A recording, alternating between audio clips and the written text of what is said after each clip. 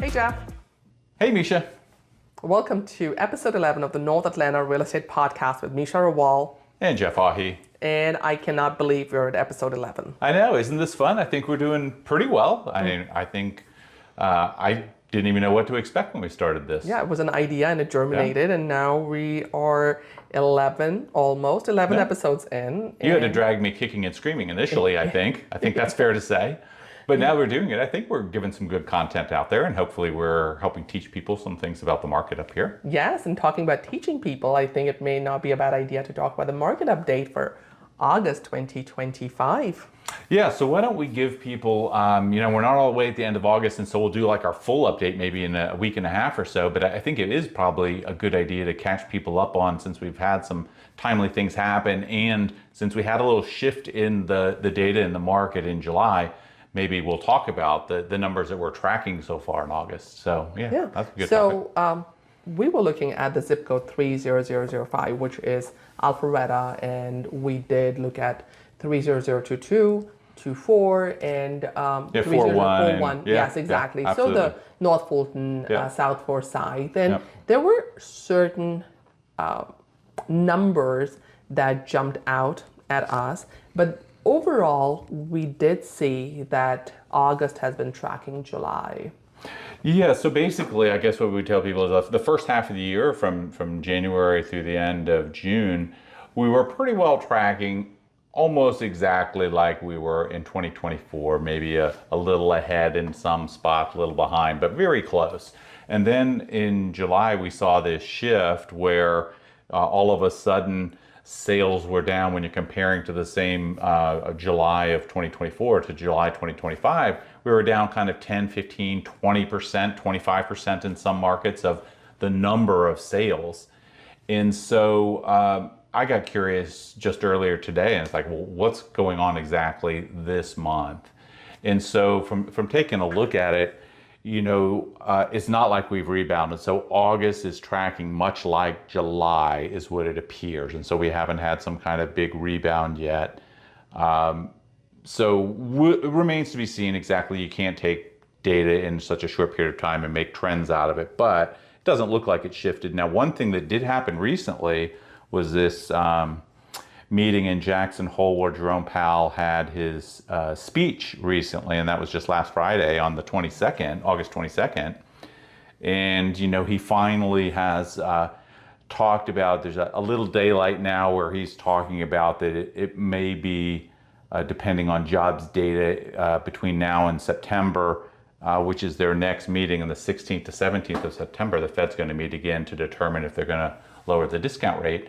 And he's talking about now, depending on jobs data, that yes, they might. And the markets reacted to that news on Friday pretty strongly. The stock market rose pretty solid, 3% up, or 2.2% or so, I guess it was. And then you saw the 10-year Treasury drop about 7 or 8 basis points, which interest rates track that. So, interest rates improving slightly. Yeah. I don't know. Yeah. But we've seen in the past that just because there was a cut in the Treasury numbers does not mean that the interest rate will track that. It was the inverse that happened last year. You're absolutely correct. But we have 3 more Treasury cuts this year. One's in... Well, we have 3 meetings. Mm-hmm. We don't know what they're going to do yet. Yeah, that's right. Hopefully they're cuts. Yeah, and so they're going to have... interest rate goes down. Yeah, there's going to be a September meeting, October, and a December. And so... we'll see. I was looking at that, and National Association of Home Builders are doing some forecast, and they said this year is going to end up average 30-year rates at about 6.7%. Right now we're a little under that. We're more like 6.5% now, but we've been higher earlier in the year, and they're anticipating maybe next year a blend of about 6.3%. So at least they're not forecasting any dramatic change, and I think I think there's probably reason to believe that, we're probably going to have rates that are still in the 6s, yes, quite possibly. And the economists had projected that only if the interest rates drop down to between 5 and 5.5% will we see another uptick in real estate sales. And maybe we need to be closer to the high 5s before we see a dramatic change in the number of home sales. I think I mean, it seems to make logical sense because we still have a lot of people out there with 3% mortgages. I got mine, right? I don't, that's not the reason I'm not going to move right now, but I can tell you that would certainly be one of the reasons I would think about if I was going to be moving. I was like, well, I don't want to give that up. Cheap money. So a lot of people are still in that situation. So, and they're locked up. Our inventory, as we've talked about in other shows, it is increased over last year pretty significantly, up 75% or so. However, like we also talked about, we're still only half the level of homes for sale as we had in 2019. Yes. So, The one silver lining in all this is that home prices have gone up. So if you're a seller, that's great for you. Again, it also means that the market has been fairly confident about retaining the value of real estate in the North Fulton area. Now, you say that, but tell us about in attached homes, it's not the same case necessarily, is it? And I think we discussed this in one of our previous episodes, that attached houses are tracking much lower in sales, and they're also seeing significant price reductions versus single family houses. Yeah, I think that, we have talked about that. And I think it's good to reiterate these things because it's possible. I mean, these folks listening, they shouldn't miss an episode. Yes. But I'm sure they do sometimes. Absolutely. And case in point is 10090 Jones Bridge, which is in Unit 2. It was listed at $495,000 about 34 days ago. And already it's been reduced to $450,000. That's like a 10% price reduction. And this is in the heart of Johns Creek. It's on the corner of Old Alabama Road and Jones Bridge Road. So, if a prime location like that is struggling to sell, we don't know how the outlying areas of Atlanta are gonna fare. Yeah, and so I think it's good for folks, to really study what they're trying to do and take a look at the market. Because I guess we were just kind of talking to ourselves and talking about, does it make sense to even buy an investment property right now? Absolutely. And that brings me to the other question I was about to pose you. If you had $500,000, and that brings me to the other question I was about to pose. $500,000 looks like a huge amount. But these days in our market, $500,000 will buy you a townhouse or an older single family house. Now you already have a primary house. Would you take this $500,000 and put it towards real estate, or would you hedge your bets and kind of diversify your portfolio? Well, I can tell you right now is personally, if I had $500,000 to invest, it wouldn't be in real estate right now. You can always, and as like we talked about, look, if you find an incredible investment at any point, like if somebody's giving away a piece of real estate at half price, or a car or a boat, of course it makes sense to buy it, right? But if we're just talking about the general market, if we look at the homes that are generally for sale and say that's what we're going to choose from, should we buy one of those homes and then rent it out as an investment? I would say the time is not right now. I've talked a lot more of my past clients out of buying property than recommending that they should buy property when we're talking about investments right now. But should you be a contrarian and do the opposite of what the logic, the market, the climate of the real estate market is going to tell you, and be like, well, why don't you put your money in right now? You never know how the market's going to be in 5 years.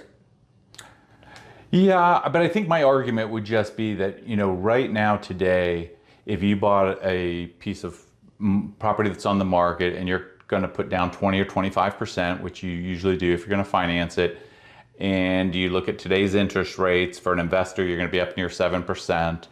And if you look at that and then try to see, okay, what am I going to rent that out for? It's not going to cash flow. So you're going to be putting money into it every month just to keep it going because it's not going to cover your mortgage. And so now you've put $100,000 down and you still aren't making any money. So I would just argue that right now you should just wait until the numbers reverse because they will at some point.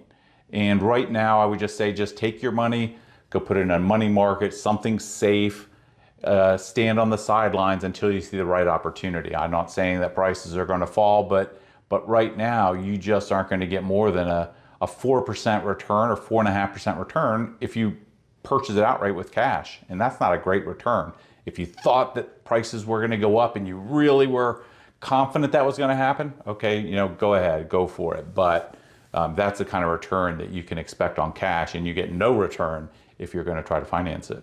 Perfect. So if you're an investor, wait, watch, find the right opportunity, and if you find an incredible deal, consider it. Yeah. Otherwise, you may be able to get a more stable return on your investment. Yeah, I would just sit on the sidelines right now, and opportunities will present themselves over time. Maybe it's going to take a year, 2 years. Maybe it won't happen now, but at some point, things are still pretty unaffordable, and at some point there has to be a change probably. We're starting to see the cracks now just a little bit. That doesn't mean the market's going to fall dramatically, but we do have to keep in mind that we've had a pretty steep increase since 2020. And whenever you have a very steep increase, it does allow for prices to slide backwards a little bit. So not saying that that's going to happen, but it certainly could. Absolutely. Inflation has definitely crept into real estate, as it has in our egg prices and bread and milk. Yeah. Well, talking about bread and milk, we are really blessed to have amazing restaurants That's so true. in our area. And I wanted to find out, if you had to take Rosanna out for a dinner, where would you go?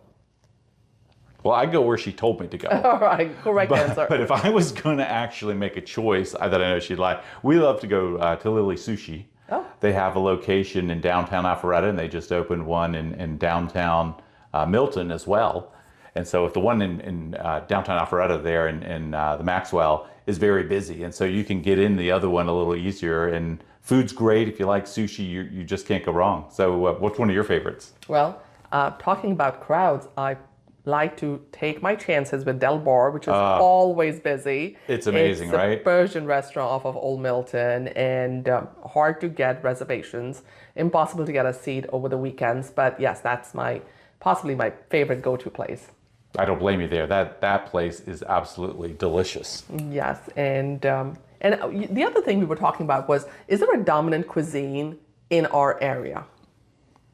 Yeah, that was a good question. I really don't think there is. I mean, I think one of the nice things about the diversity we have in our area is we have so many different types of food available to us. I mean, my gosh, you got Korean, Vietnamese, Chinese, Italian, Mexican, a little bit of French. I would love a little bit extra French food, but I mean, we have every Persian that you just mentioned. I mean, there's so many great restaurants here. Yeah, and new ones are constantly popping up. And every little corner there's a little development, and a new restaurant just pops up. And it's good to kind of keep a track of all these cuisines coming in, because we just see how many people are coming into our little area and how many people are proud of their cuisines. There even is a Palestinian and a Syrian restaurant close to where I am, and I haven't been there yet. Is it good? Have you been? Fantastic. Yeah, Nice. Massage is the Palestinian restaurant, and El Zain is the Syrian restaurant, and just goes to show that living over here, we don't miss out on any cuisine, or the culture that we have here is fantastic and such a good blend. Yeah, I would absolutely agree with you.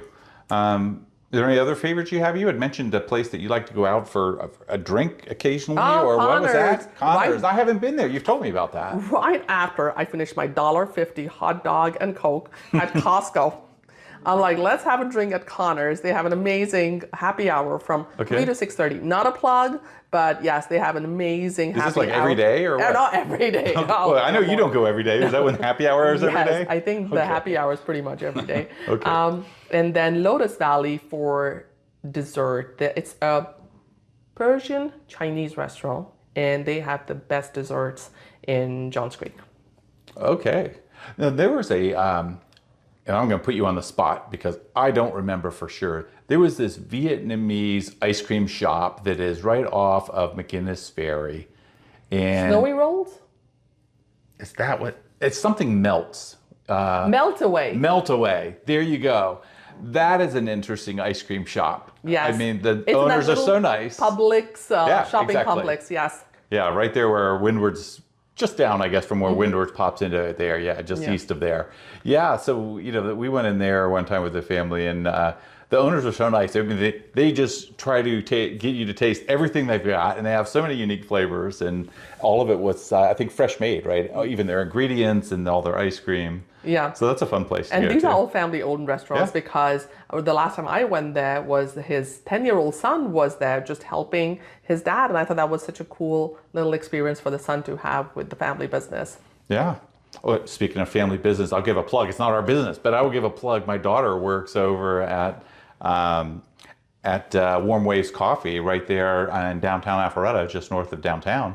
And I really like that coffee place. You know, it's great coffee. You go in there, has a nice vibe, nice feel. And so, yeah, absolutely. My daughter's working down there. Well, and I've she never enjoys been it. to Warm Waves, but Seriously, I well, you got to go in there. That's nice. definitely will, yes. Yeah. And yeah, shout out to your daughter. And I think it's done really well in downtown Alpharetta because everywhere I go, it's like, well, have you been to Warm Waves? I'm like, no, I have not, but maybe I should check them out. Got to check it out. All right. Well, that was a little different divergence for us, right? Talking about restaurants. I don't know if that people will find that helpful. That was a market update, but of a different restaurant. kind. Yeah, restaurant update. And maybe we should do this, like, you know, every now and then, just tell our listeners what are the new restaurants that are coming up, along with the real estate developments. Like Toll Brothers is coming up with 200 new houses in Johns Creek.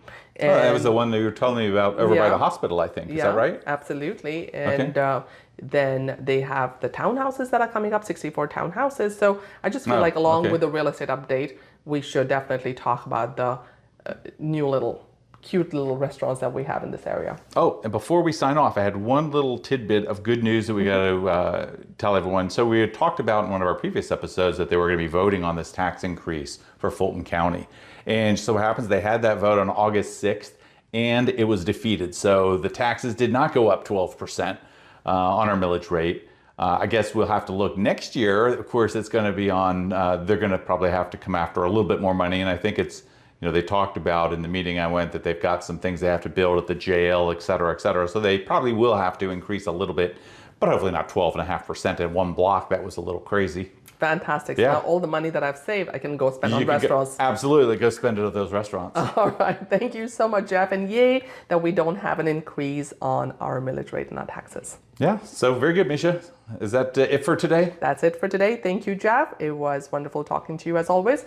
And if there are any questions any of our listeners have, feel free to reach out to Meesha or Jeff. Yeah. Absolutely. We're happy to help out. Thank you. Bye for now. Bye-bye.